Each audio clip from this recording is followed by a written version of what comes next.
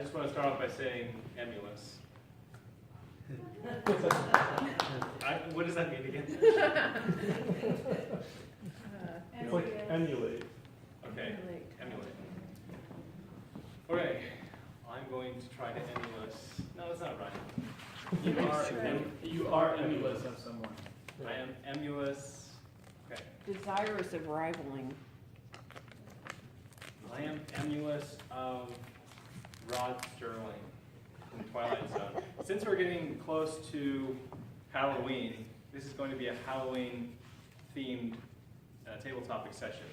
And what we're going to do is we're going to do a chain story. You've done that before at campfire, camp out, and stuff like that, probably when you were younger. But we're going to do one here because there's actually a really good opportunity to imagine and create stuff on the spot according to what someone else just said. So what's going to happen is I'm going to start this story, and then when I pause, I want someone who's feeling brave to raise their hand. Now we have 3 guests today, right? Are you all guests? All right. And would you like to participate in this? Sure. Okay. So when we have a pause, I want you to just raise your hand when you feel like you want to jump in. Okay.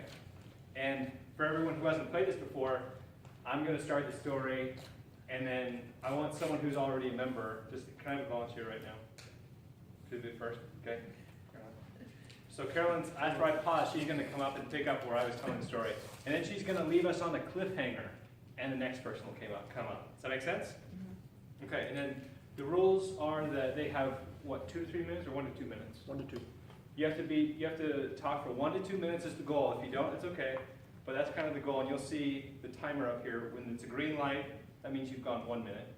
When it's a red yellow light, that's 1.5 minutes. And when you're at the red light, that's 2 minutes, and you've got 30 seconds to stop, okay? So try to watch that a little bit. So, here we go. I have 2 friends from my childhood, Jack and Mary. And we grew up in a neighborhood with an old abandoned house.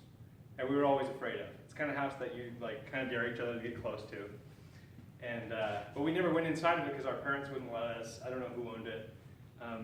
But we thought we could, but it was one of those things where everyone's always watching in the neighborhood. And so Jack and Mary and I were together recently visiting home, and we decided, let's go take a look at that old house we've always wanted to hang out in when we were little kids, 12 and 13-year-olds.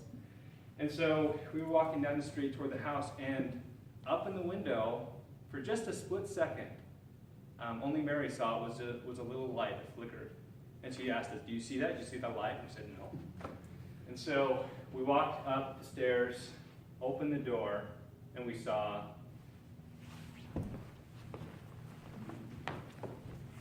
There was something moving. It was a dark, shadowy object. And the minute we put our foot inside the door, we could hear something creaking. You go first. No, you go first. None of us were brave enough to actually take the second step, but I mean, we'd come this far. So we just pushed the door open just a little bit further and dared ourselves to walk another step inside the house.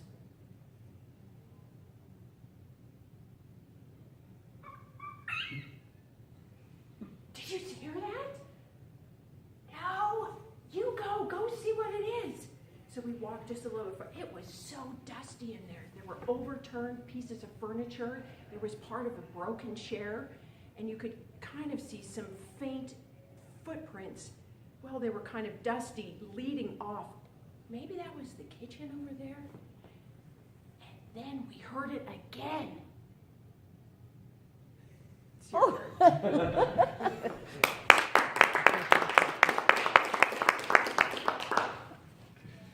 We heard a sound that led us to the back door. As we slowly made our way to the back door, we opened up the door. Jack, being the brave one, decided to run across the lawn to his safety, screaming and yelling. I thought he was brave anyway. So Mary and I shut the door, and we waited to see what would happen. We didn't hear anything. So we decided to head up the stairs and see exactly what this light flickering was. As we made our way up the stairs, the lights flickered more and more and more until they shone bright. When we made it to the top, the house was now lit. Fear had subsided. So we made our way, and I figured it was probably just some sort of electrical malfunction.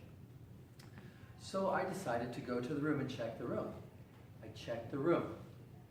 As I go to open the door, there's nothing in there. Interesting. So I say, Mary, well, let's go see what happened to Jack. As soon as we did, he looked out the window. Okay. Point to someone. Oh, I have to point. Any volunteers? Any volunteers? Yeah, just one more. Need one. Okay, time to point to somebody. Okay. Go down.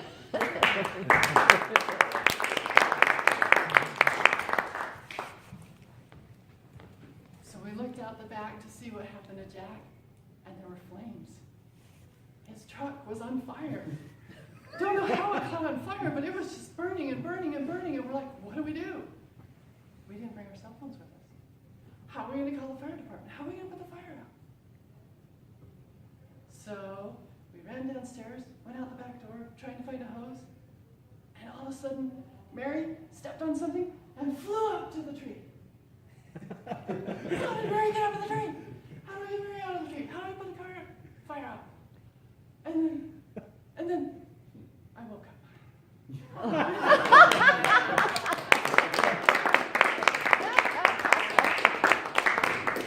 That was definitely a Rod Serling ending. Like, That was, we stepped into the wet toilet. So, timers report.